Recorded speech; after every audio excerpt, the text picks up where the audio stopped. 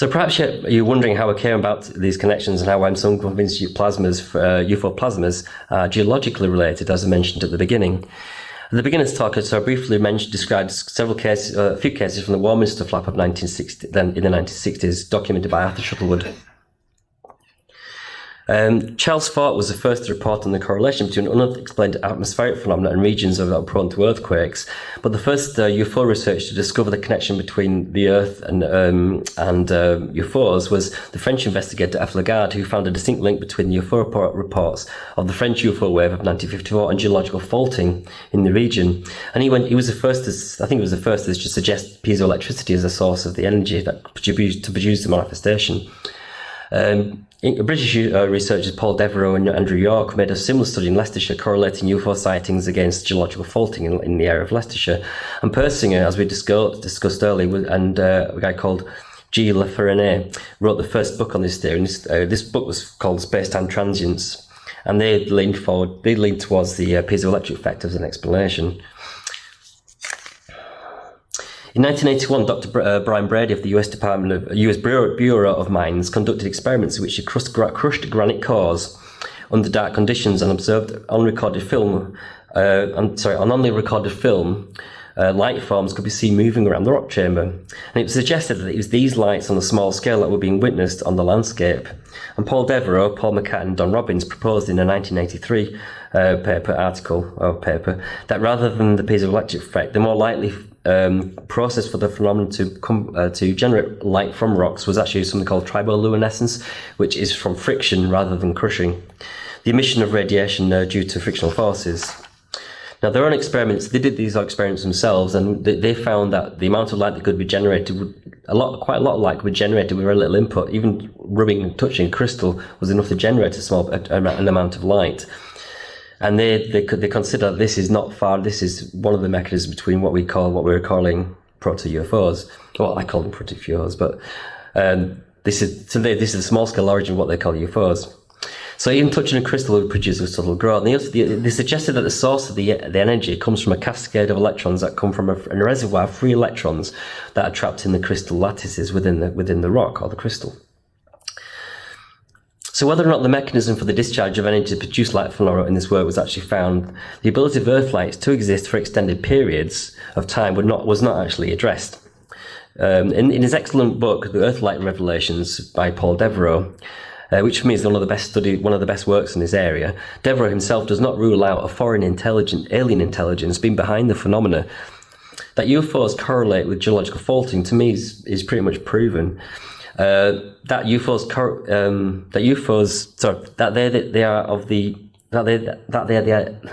they are the agents of the alien manifestation, to me, is still actually wide open. Here we have a diagram of the main geological faulting and the Warminster region, showing the paths where the UFOs generally took between Warminster and Clay Hill, because if you recall, they're pretty much mostly east to west. But this is the problem, is that it's not 100% statistically proven. There's a statistical significance of the paths following the faulting. So where I live in Skipton, this is a geological map of the area where I live. Skipton is just towards the top. And Connolly, which is where Tony Dodd would flying saucer sighting in 1978, that's Connolly, and he was actually travelling, can't quite see the road there, but the road I think goes this way towards Skipton. So he was on that road between Skipton and Connolly, and you can see there's a number of faults in their area. I've not correlated, I don't know the exact location of where that sighting happened. And when he used to go for his own sky watches, he used to go and meditate in his car and park up on a hill where I go quite often. That's just off the map here, actually. But what this really shows more clearly is the fact that there's actually, in areas where you have prolific faulting, it's near impossible to make a correlation. And in places like Rendlesham Forest, for example, where you have the geology is pretty much just all chalk, you've got the opposite problem. You have no obvious faulting, but that doesn't mean you don't have the energies manifesting through the ground still. So, so if you're planning to engage in a CE5 activity like I often do, maybe you can do what I do, which is look at the geological maps and sort of the landscape as well before you go, as well as doing the usual meditations. However, before you do so, maybe you should be wise to consider another correlation. The Ministry of Defence report called Unidentified Aerial Phenomena in the UK Air Defence Region referred to as the Project Condign report. The author notes that UAPs, which they also call UFOs, are also likely to be present in an invisible form more often than they are visible. Now we've come across this already in Hessdalen, where a phenomenon was recorded on radar for 3.5 hours when it was actually only seen visibly for half an hour. So if an invisible plasma craft, so now let's ask ourselves, how would this manifest as an experience if a human being unknowingly stumbled upon an invisible, a non-luminous plasma? Could proposed magnetic field effects from luminous UAP plasmas also be applied to non-luminous UAPs? Could the aberrant behaviour observed in certain missing people immediately before the disappearance and after, in those who were found, be explained by exposure to this kind of phenomena?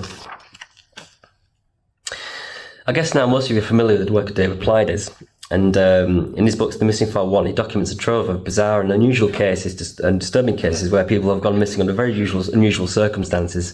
However, there are some common threads of similarity between these and what we've just shown, some of these cases that are actually there's some correlations between what Pleiades describes in the Missing 4-1 case and what we see in the Ministry of Defence Project Condign report. So I was going to summarise some of the key points that Pleiades lists, and some of the key traits of the missing people in his work are that the people are found in or near a body of water, lakes, rivers, geographical clustering. Majority of the disappearances occur in late afternoon to early evening. It's associated with the onset of bad weather before the disappearance. Sometimes people are found in inexplicable distance from their point of origin. Often people are found at high altitudes on mountainous terrain, higher than the point of disappearance. They're often found under difficult to reach bush, and when found, many are missing items of clothing and/or shoes. When found, many are in an area that's previously been searched by the search teams, and there's cases where the search teams have been going up and down the same path, and the bodies appeared a week later on the path on top of a fallen tree. So the condition of the missing when found, the majority either cannot or will not remember what's occurred to them while they've been gone. And when found, many are semi-conscious or unconscious. Some poorly recall hiding from the people. Occasionally, poorly recall hiding from the lights. There are also some other inexplicable factors that appear to be associated with the disappearance, and these include the picking of berries, and the presence of granite outcrops, and also the occurrence of heavy rainstorms immediately afterwards. The picking of berries ones, to me, was an anomaly. This until my friend Pierre pointed out that's actually in fairy lore as well, isn't it? But I wasn't aware of that until the other day. So the correlation here with UAPs is that both exhibit sighting of entities, both exhibit sightings of unexplained lights. There's the geographical clusterings, there's proximity to a body of water, proximity to geological rock types, the association with energetic weather phenomena, and symptoms that could be explained as simple temporal of epilepsy experiences. And also, from the evidence of the research teams, people report feeling uneasy in places where people have been camped, missing people who have been camped. And you've got a similar uneasiness when you've got the associated with poltergeist-like activity within UFO law. So normally very little information is forthcoming from these missing people who are found, especially children. However, in this case, the parents of the missing children were either listeners to Coast AM or they were aware of it. And through that, they actually made contact with David Pleiades. So in their case, their missing 3-year-old boy volunteered an explanation of his absence to his grandma, telling her that he'd met her twin. He explained that he didn't remember how he got lost, but his first memory was waking up in a cave or a dungeon. He used both words to describe it. He says that he saw his grandma with him in the dark room, and he stated that there was a ladder leading up the wall to a bright light. The woman spoke to him in a very nice, polite way, and he stated that she was interested in his tummy. He explained that he thought he was talking to his grandma the entire time until he saw sparks coming out of her head. He then started to believe she was a robot. He says he saw guns and purses that had lots of dust on them, and the walls of the cave, and he saw also other robots in the cave that never moved. So here we have some interesting parallels with some other phenomena. The interest in the tummy. This is seen in the alien abduction scenario. Also, it's in witchcraft and fairy lore. The light above is perhaps an archetypal thing, suggestive of the near-death experience. The round room, well, we see that in fairy lore and the alien abduction phenomena. And robots. Why robots? In contemporary ufology, well, in the early days of contemporary ufology, robots would often be described. I say often, even up to the 1990s. The Russian case in Voronezh was actually the early 90s, I think. And the idea that these are somehow perceptions of the technologically flavoured perceptions is like it's our expectation of what advanced technology would be, which is eventually becomes dated. But here with the small boy, there's the progression from his perspective is changed from that of being his grandmother to a robot through some observation of the phenomena changing it, making that incompatible with observation. But as far as the robot goes, for a toy, this could just be a childlike, simplistic kind of idea. So is this kind of recollected memory arising through random tweaking of cognitive processes?